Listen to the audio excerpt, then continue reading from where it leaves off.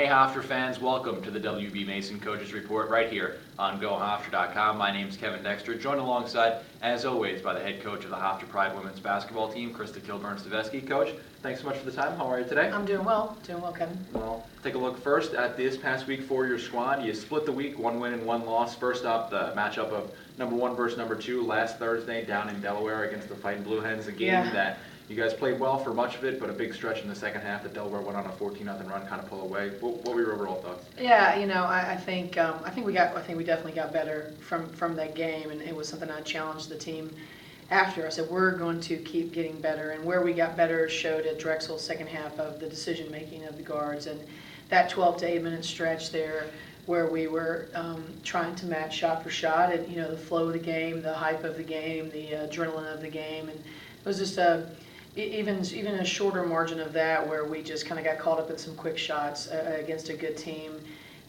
and then we had a couple breakdowns in transition D, and then some things that were out of our control, and all three of those things were a little bit of trickle down effect of their 14-0 run. So you can handle one, you got to fix the other, you got to come down, and you got to calm down, and but I think we certainly got better after that. Well, Delaware, as always, had a huge crowd at the game, a pretty loud environment. How do you think that's going to prepare your team for the stretch run when they could possibly be playing in other tough environments and postseason play? Oh yeah, I mean that was an awesome environment. Just when it turned against us, that's when it's not fun. That was at that stretch where we forced a few things, and then like I said, didn't get back in transition. But it was just a roar of the crowd when that happened, and the fun part about your team is like they enjoy that atmosphere and they relish in that atmosphere because we don't get it often enough, and so it's certainly good preparation for sure. Well, Elena scores 41 points, the leading scorer in the nation for Delaware. Obviously, there was different things that you were planning to do to try and stop her, but how much did the game down at Delaware and what you guys did defensively going to prepare you for the next time you play them and try to contain her?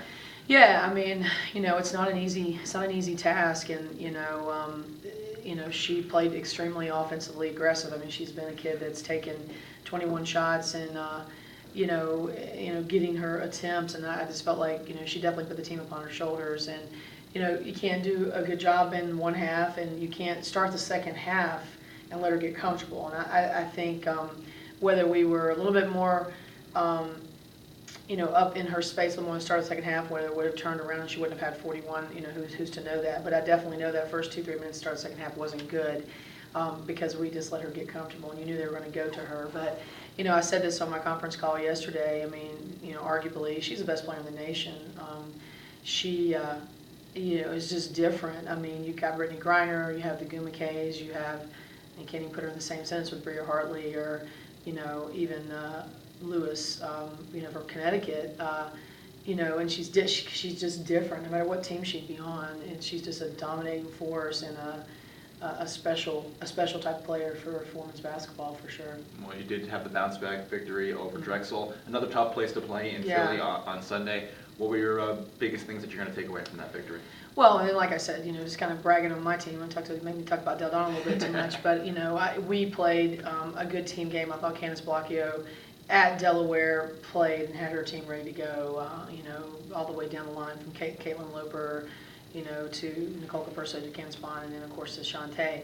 And then we took ourselves on the road, head on down to Drexel, and I just think we had that same toughness. We got frustrated a little bit in the first half. Drexel came out really aggressive us on defensively and showed us different looks than they played us the first time, which we knew, and and it took us a little bit to gather ourselves. We were thinking too much about what they were doing instead of just doing what we need to do, and I think that's how we got ourselves. That's what I was talking about with the team. I said, you always make coaches look better when you guys make better decisions. You handle some of that adversity better than you handled it in the first half, and I was proud of them for that. Well, first time in over 30 games, Shantae Evans held in single-digit scoring with 9 points. She does have 12 rebounds, but times she was in foul trouble, times she had to be on the bench. How do you think the rest of the offense responded to that?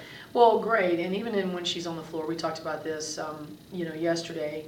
When she is on the floor and the plays that we were running late game, the attacks that we were heading late game that were called attacks, she generates, tons of attention. Mm-hmm. So, her being on the floor, no one can ever sleep on her because it's just amazing like what she can do, even if she's having a tough night.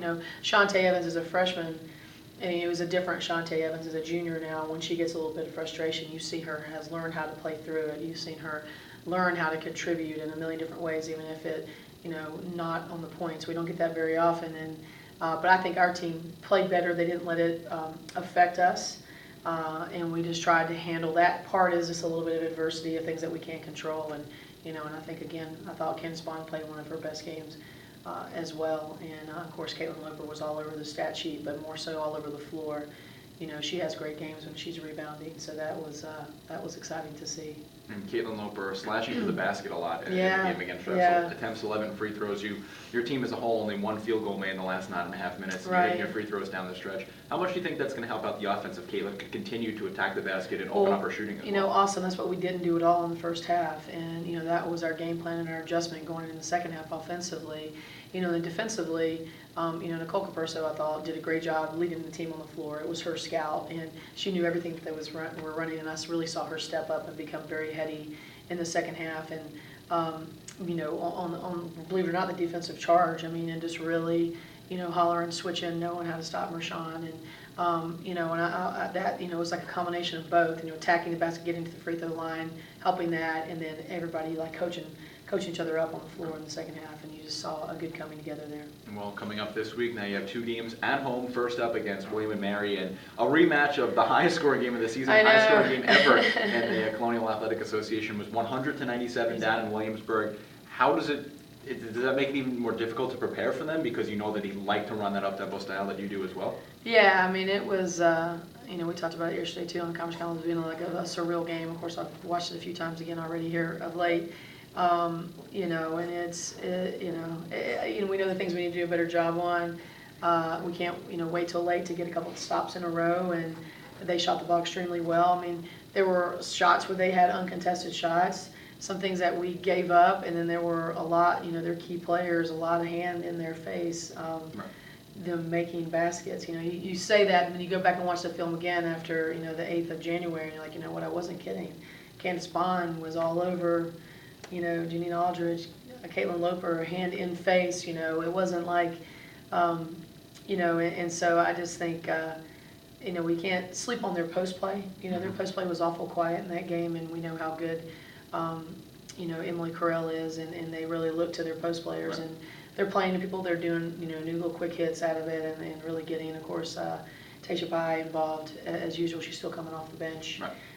So, it's just, all these games are, just very serious games because it's our next game, and we know how good these teams are in this league. And, the team just definitely, we've learned our lesson a little bit the hard way, with some folks coming into our home. So we're ready to roll, and it's going to be a collective team effort here. And then Sunday, you have Old Dominion, a team that gave you a little bit of trouble, at least in the first half down in Norfolk, but they're probably going to want to get some revenge. You're winning for the first time in program history down in Norfolk. I know it's always tough to prepare for the games with a Thursday, Sunday thing, but how much, Thursday, Sunday every week really, but how much have you learned to Old Dominion? Well, it's interesting because we married Old Dominion played, so we were watching that film together as a staff as well, and then you have 2 similar teams that are running, so it was almost like deja vu back, weeks back when we had, Georgia State and another aggressive attacking team. Now you've got kind of 2 similar, at least how they want to score in transition teams.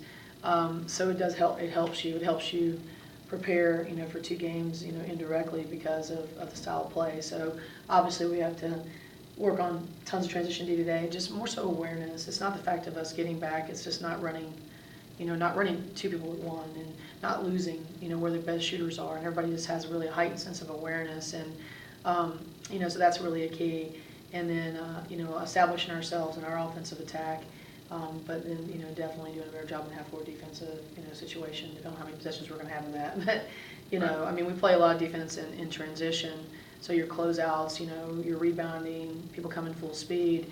It's a different type of preparation, but, we certainly spend a lot of time, And we've played a lot of good defense this year. It's just sometimes it can, seem to be up and down depending on how the course of the game's going. So the defense is a major factor this week in rebounding. So pretty much the same key for both teams Yeah, to have to continue to it play is. defense and execute that well against both teams? Well, look at both teams like stat line. Old Dominion scores in transition. I mean, it's like 20-something plus %, if not more than that, where they generate all their scoring in a transition. And then they threw the house on us defensively. William & Mary has done that in the past as well.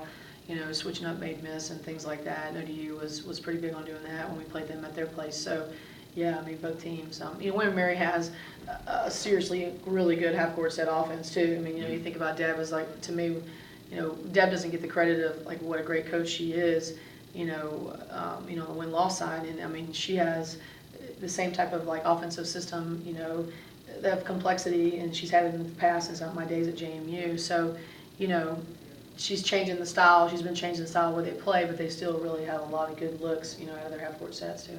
Well, you, the fan, have two chances to see Hofstra women's basketball at the MAC this week against William & Mary on Thursday, Old Dominion on Sunday, 7 o'clock on Thursday, and 2 o'clock on Sunday. Coach, anything you want to say to the fans? Yeah, no, I mean, the fun thing is, we haven't been home 2 games in a while, and, we know that there's lots of stuff going on Sunday, but our game is early before the Super Bowl for the Giants. So, I've been reminding everybody that in Long Beach and Point Lookout and all the places beyond, that you have time. So, we're hoping. We have, the fun part about my team is that people are just missing out, on a great product that's obviously on the floor, and then obviously the type of people that these young ladies are. And, we're doing a lot of great things here at Hofstra, and, it's nice for people to take note, and it'll be a great chance for you to come out and see these kids in action because they're breaking records every day. I mean, Shantae Evans can't go without mentioning here. She made the Wooden preseason, midseason, top 20 list, and you're talking about the likes of obviously Elena Donne in our conference, but you're talking about 20 of the best players in the nation. Notre Dame's Diggins. I talked about the Gimme K kids. That's 2 post players from Stanford. They're nationally phenomenal. Alyssa Thomas at Maryland, Brittany Griner at Baylor. Yep. So you have Shantae Evans and Elena Donne, on that list. That is a huge prestigious honor, and that's national recognition for Hofstra and Hofstra University. That doesn't come along in a mid-major that's climbing their way up to an upper mid-major, and trying to get. We came out bracketology this year. I mean, this is our second bracketology. Right. They have us in a region playing North Carolina, in the first round. So I mean, this is the kind of stuff that we have been building as a program, and it is a shame that we're sitting right here and people need to kind of wake up and come out to our games and see what we have, because it's a pretty great product, and we don't play slow down basketball. We play high impact pressing up tempo basketball, which is a lot more fun to watch. So. Well, again, 2 chances to see the Hofstra women's basketball in action, women's basketball team rather, in action at the MAC Sports Complex Thursday at 7 o'clock against William & Mary, Sunday at 2 o'clock against Old Dominion. Coach, thanks so much for the time. Good luck this week. Thank you very much. And thank you for tuning in to the WB Mason Coaches Report right here on GoHofstra.com.